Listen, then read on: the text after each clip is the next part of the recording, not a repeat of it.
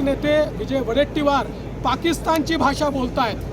पाकिस्तान देखील सुरुवातीला हेच म्हणत होतं की कसाबने काही केलेलं नाही, तो निर्दोष आहे। पण शेवटी पाकिस्तानला देखील हे मान्य करावं लागलं की हो, कसाब आमचा रहिवासी होता आणि कसाबनेच त्या ठिकाणी आतंकवादी अशा प्रकारच्या घटना केल्या आहेत। मला आश्चर्य वाटतं, 2008 साली मुंबईवर हल्ला झाला, कसाब नावाच्या कसायाने हल्ला केला।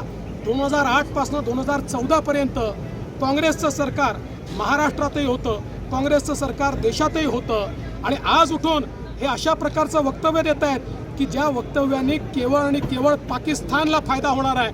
आज पाकिस्तान यांच्या वक्तव्यावर आंतरराष्ट्रीय कम्युनिटीमध्ये सांगणार आहे की बघा, तिथली प्रमुख पार्टी काँग्रेस, त्या काँग्रेसचा नेता सांगतोय की कसाबने करकरेंना मारलेलं नाही। म्हणजे एक प्रकारे शहीद करकरेंचा अपमान करायला देखील हे काँग्रेसही मागे पुढे पाहत नाहीये। ही पाकिस्तानची भाषा जर काँग्रेस बोलणार असेल तर त्यांची अवकात काय आहे ही भारताची जनता त्यांना दाखवते।